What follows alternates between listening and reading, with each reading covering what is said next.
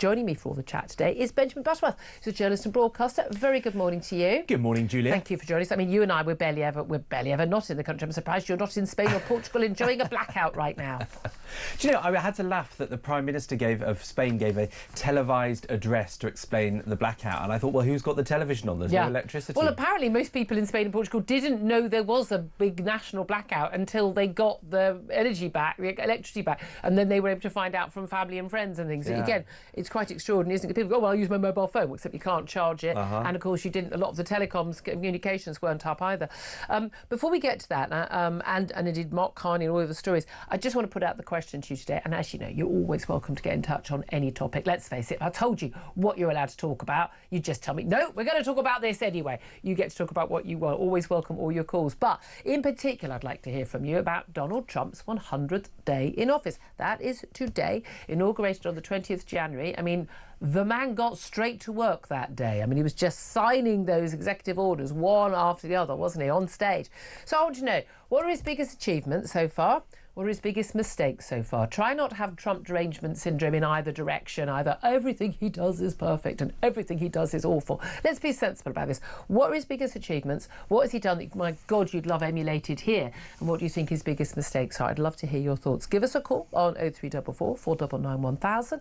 You can text us on 87222. You can get in touch on X at TalkTV as well. Calls are charged at the national rate. Text costs one standard network rate message. And we'll come to that with Benjamin Butterworth in just a moment. First up, though, let's talk about that overnight news. Mark Carney, former Bank of England governor here, governor of the Canadian National Bank as well. He's won the Canadian election for the Liberals. It has to be said, this is the most extraordinary turnaround for the Liberal Party in the doldrums under Justin Trudeau, who's just beyond awful. And again, he's wrong on even more things than Mark Carney. Quite an achievement for a politician. It was looking like Pierre Poilievre and the Conservatives were just going to walk it. They were 20 points ahead, no problem at all.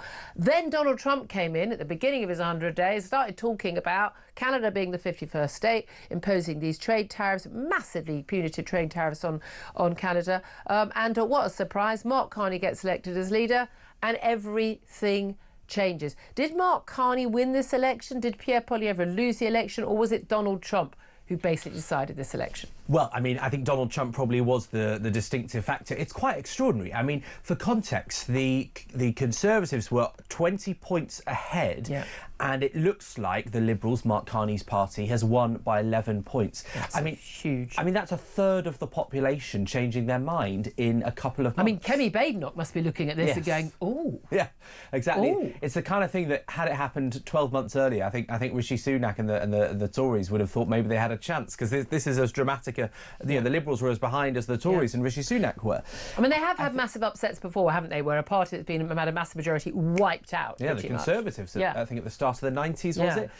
So it is extraordinary. And what's also extraordinary is the idea that Donald Trump saved Davos man Mark Carney. I know. You know, everything that he rails against is what Mark Carney represents. Do you think he secretly wanted that? He didn't want... I mean, people talk about Pierre Poilievre, the Conservative leader, who seems very sane at all and not at all Trumpist. They go, oh, he supports sort of Trump policies. But he said, no, I mean, not being completely mad and woke it doesn't make you Donald Trump. But that Donald Trump effectively, he brought in the man who he kind of opposes the most. But do you think he kind of secretly wanted that? Well, it's interesting because yesterday on Election Day, Donald Trump put out a long post on Truth Social saying, let's make Canada the 51st state and it'll be fantastic in our hands. And you couldn't help but think that's only going to drive Canadians towards the Mark Carney argument. Not that Pierre Poilievre was saying, they've taken exactly the same stance in terms of we're not going to be, we're never going to be the 51st state. I mean, it's completely unsecured border, longest unsecured border in the world. It's the longest border in the world. Yeah, the Americans are. I've had that in a quiz question before. Yeah.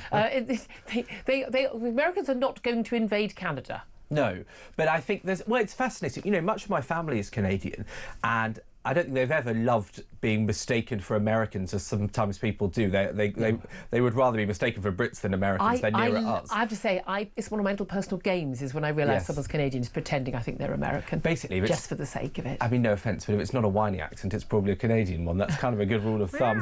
But what's really interesting, if you listen to what Mark Carney said this morning, he talked about how the world has fundamentally changed. The era of lower boundaries and closer integration between countries post-World War II is over.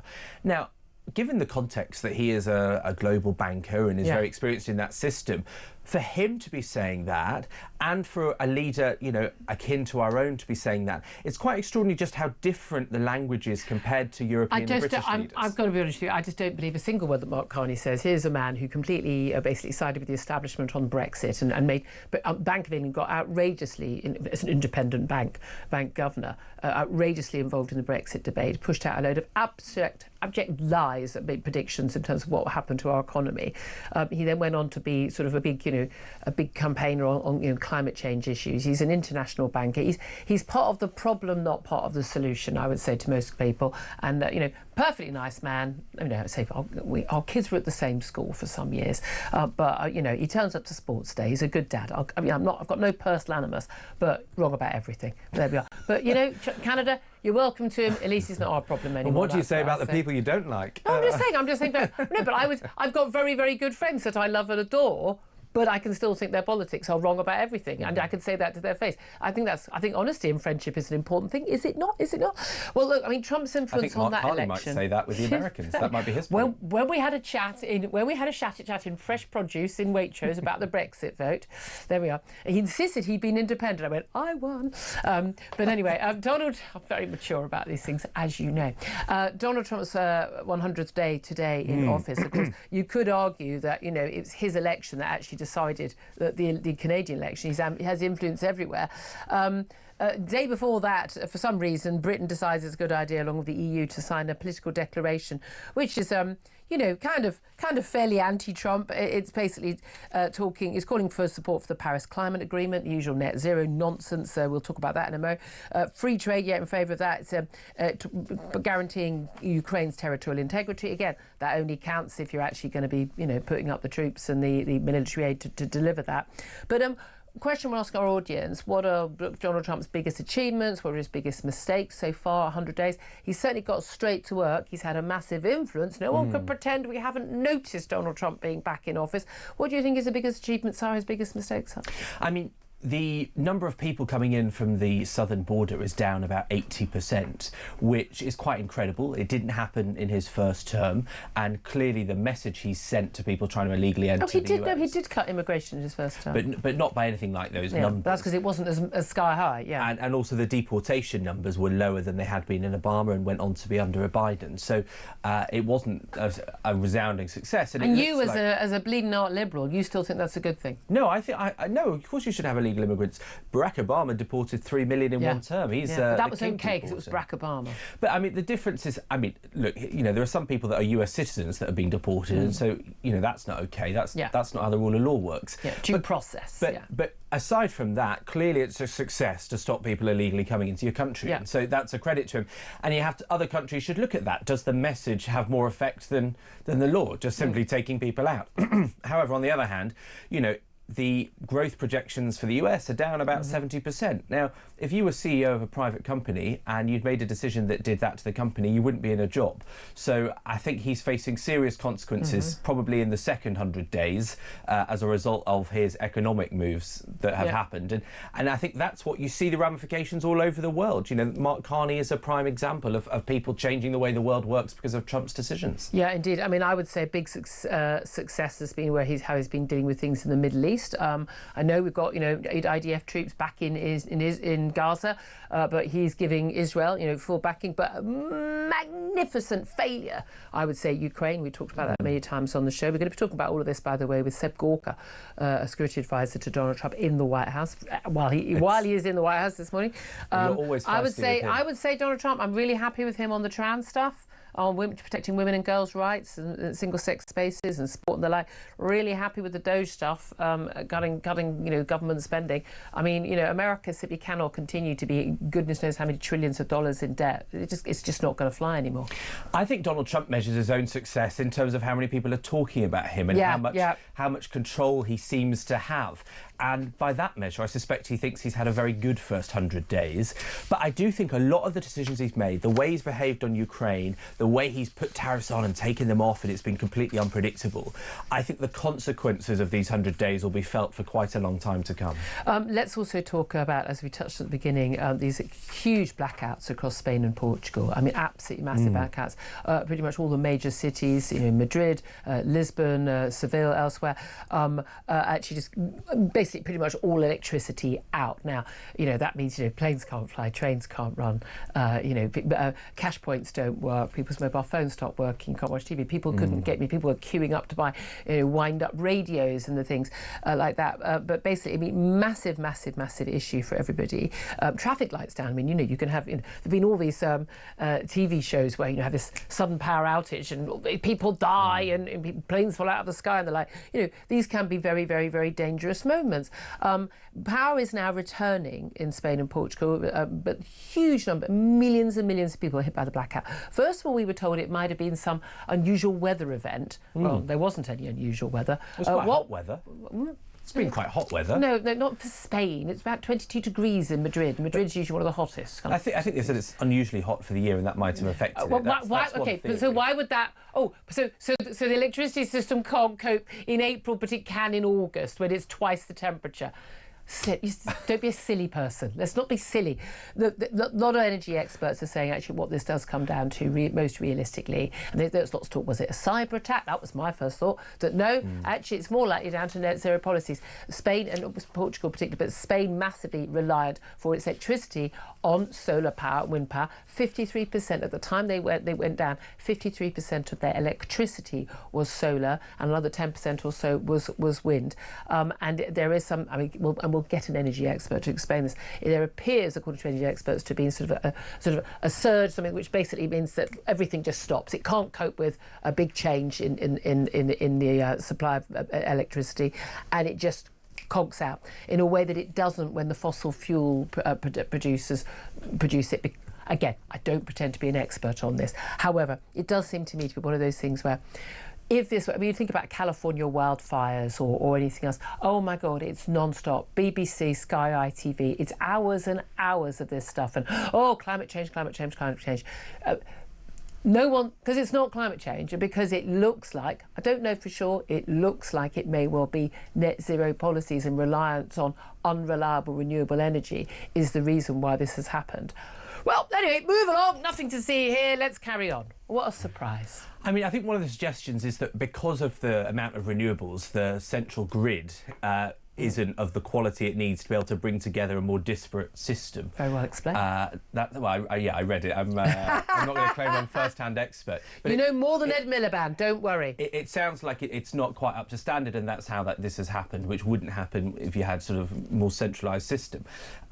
But I mean, I have to say, just to note, one thing that I really did laugh at that I think a Brit would relate to is that you couldn't buy a pint because the front page of the Sun. I mean, come on. And so people were going out with their cash to all the street vendors desperately to get their beer and whatnot. So I think that's a kind of priority that but no wonder Portugal is our oldest ally with behaviour like that. We love the Portuguese. They love us. They're very, very good to us. No, but this is the thing, though, that most experts in the field of security and say we are something like 3 meals, max 5 meals away from civil insurrection. The point at which people go, hold on a minute, I don't know when I'm going to get food again. I haven't got power. I can't protect anything. I've got no access to my money. Bearing a lot of people, might just get 10 or 20 quid out of the cash point at a time, or they paying contactless. Well, your electricity doesn't work, so you can't pay for anything. You've got no money. You haven't got food stocked up. You can't heat any of the food you've got. You're leaving the freezer closed because you don't know when the electricity is going back on again. At that point, civil order breaks down. We are only a few meals away from civil disorder. This is something people need to worry about. This is certainly something the authorities worry about. And again, I want to know from our authorities, how secure are we that this wouldn't happen here? And given that, by the way, Ed Miliband's policy is for us to be 95% dependent on renewables by 2030. I mean, it's not going to happen, but he wants to be 95% dependent for renewables for all our electricity needs. I mean, it does make you realise the fragility of the system we rely on. I mean, this studio, you wouldn't be on air, nothing would happen. I mean, there are upsides, people. Yeah. There are upsides. But I mean, I for one, I don't even use cash. I often don't leave the house. Because you're a young person. I don't leave the house with a wallet usually. I thought when we first got together, my husband, this is long before everyone did the contactless thing, before lockdowns and things, he would never have cash on him. I'm like, you're not the Queen. For the love of God, have cash on you. If you're a woman, you always have ladies, back me up. You always have some spare cash on you, because just in case of an emergency, you need to know you've got some cash. My grandmother never left the house without a purse of coins, just in case. Coins, that'll help. Yeah, to annoy people at the cashier, paying for everything in 2p pieces. It was mainly for parking the car, I think, but even those days are gone. But you know, I mean, it is horrifying, and I think, you know, the way that all the systems would go down, and that they would go down so quickly, you have to be glad this wasn't a cyber attack, because if it were, it could last a lot longer. Could have been. Here's the thing: if it was, I don't think they'd tell us. Huge. I mean, look, we've got the cyber attack on M&S. We've had cyber attacks on big banks. Cyber attacks on the NHS. We've had. This is absolutely the stuff that the likes of, you know, Russia, China, North Korea, Iran are doing, and other cyber criminals as well. If it were a cyber attack, we'll never be told. That's the thing. Just find it. Before we go to a break, I want to talk about small boat crossings. It emerged yesterday, the latest figures, that small boat crossings of Channel migrants are now topped 10,000 in 2025. This is the earliest point in the year since records began. Last year, I think it took until June to reach 10,000 people crossing, largely young, undocumented men, largely turned out to be coming from the Middle East or from North Africa. Smashing those gangs definitely worked. I mean, all Keir Starmer had to do was get in a room with Macron, have a chat, be on good terms, not be all, you know, Boris Johnson or Liz Truss-like, and he would sort this out. How's that working for you, Benjamin? Well, it's not going very well, is it? I mean, for context, at this point last year it was 7,000 crossings. At this point 2 years ago it was 5,500, so it's almost doubled. I mean, a lot of it's down to weather. I was going to say, yeah, I mean, the government won't be happy about the sunny day we're having today, because that inevitably means people feel mildly safer to cross the channel, so that's a part of it. I mean, surely, smashing the gangs obviously makes sense, and maybe part of the acceleration is that the system they've got in place in order to get people across and get the money out of these people is much more well-oiled now than it was 3 years ago, and so that's why they're doing it. But clearly the gangs aren't smashed, and you know, any reasonable government, and I don't doubt the government wants to stop it. It's a nightmare and it costs a fortune. I think they want to stop it because they know it's unpopular. I don't think they sort of morally and personally feel strongly about it.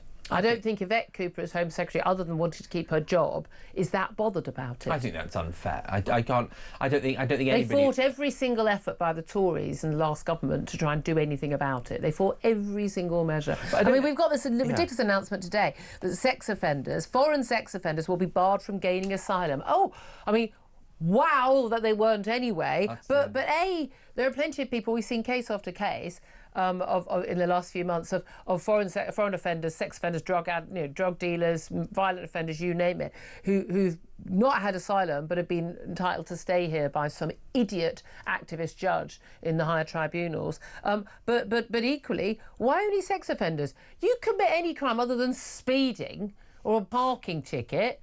I mean, even if you're shoplifting, bye-bye. I don't see why you should be in this country. Bye-bye. I agree with you. And actually, it's shocking that... I'm gradually bringing him around. I know a lot of you get cross that I have Benjamin in the studio, but we're just trying to... We're going to take these liberal souls one day at a time. We're going to take one at a time, and we're going to bring them over from the dark side. I'm like Mark Carney in Waitrose. I'm just scared to disagree at this point.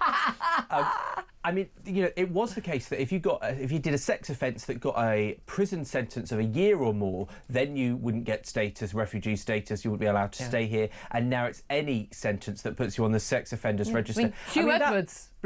It blows my mind that you could be on the sex offenders register and allowed to be given citizenship, allowed to stay in this country after that happened. I guarantee you, even if they change this, it won't make any difference. These people will still be in the country. We've got. I'm sorry, it's the judges who are the problem now. It's not even the law. Their interpretation of the law is so mad and insane.